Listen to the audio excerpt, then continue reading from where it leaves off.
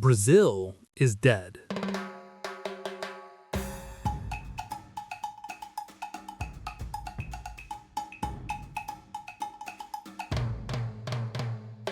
Zero Ballon d'Ors, 24 years, one humiliation. The country that invented the beautiful game has become a factory of robots. And the worst part? We let it happen. Now, close your eyes. Think of the word Brazil. What do you see? Do you see joy? Do you see rhythm? Do you see a team that didn't just play football, but dance with it? For 100 years, this yellow shirt was a symbol of fear. When opponents saw it, they didn't just lose the match, they lost their souls. It was called Joga Bonito, the beautiful game.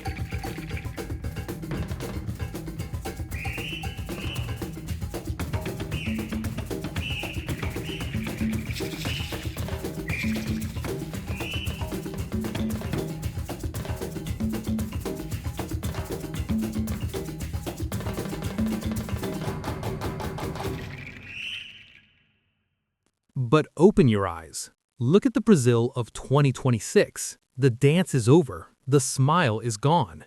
They have become just another European team wearing a yellow costume. It has been 24 years since Brazil won the World Cup. This isn't a dry spell. This is the funeral of an identity. How did the country of Pelé forget how to play football? This is the story of the death of Brazil.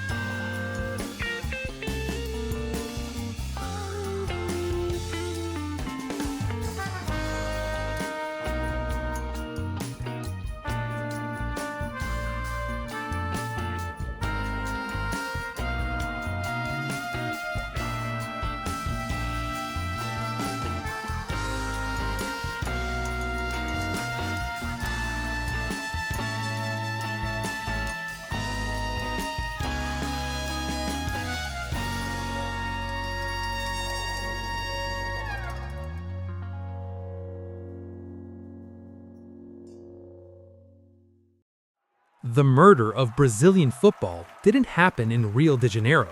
It happened in London, Madrid, and Milan. In the 90s, Brazilian players stayed in Brazil until they were men. Romario, Zico, Socrates, they learned their craft on the concrete and the sand. They were wild, they were unpredictable. They were malandragem, street smart.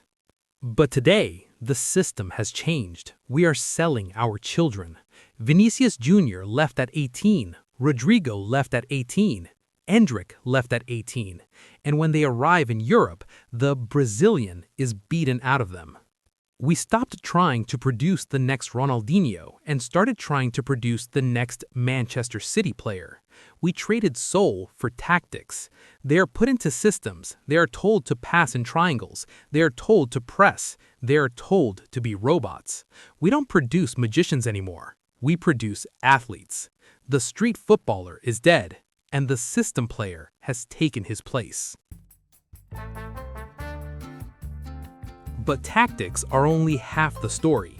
To understand the collapse, we have to look at the psychological wound that never healed.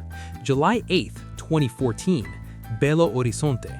That night didn't just lose a game, it broke the Brazilian soul.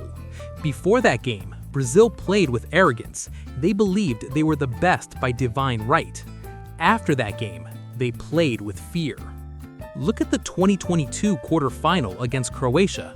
They were winning, 4 minutes left. A Joga Bonito team would have kept the ball. They would have toyed with the opponent. But the modern Brazil, they panicked. They pushed forward when they didn't need to. They got caught. They don't know who they are anymore. Are they European? Are they South American? They're stuck in the middle. And then the World Cup, the middle is where you die. And finally, we have to talk about the leader, Neymar Jr. He was the chosen one, the bridge between the old generation and the new. And in terms of talent, he sits at the table with the gods. But his career became a reality TV show. While Messi was obsessed with the World Cup, while Cristiano was obsessed with perfection, Brazilian football became obsessed with the brand. Now, the torch has been passed to Vinicius Jr and Rodrygo. They are incredible players, world-class, but they are fighting a war against history. Every time they put on that yellow shirt, they're carrying the ghosts of Pelé, Garrincha, and Ronaldo, and the weight is crushing them. So here we are, the road to 2026. The world wants Brazil to return, because let's be honest, football is boring when the canary is silent. But if Brazil fails again in the USA, if they go 28 years without a trophy, then we have to admit the hard truth. The country of football is just a myth, and Joga Bonito is officially dead. So I have to ask you a difficult question. Would you rather lose playing Joga Bonito like 1982 or win playing boring football like the Europeans? Let me know in the comments, because the team we are covering next week figured out how to do both. Next episode, France, the new kings. Subscribe so you don't miss it.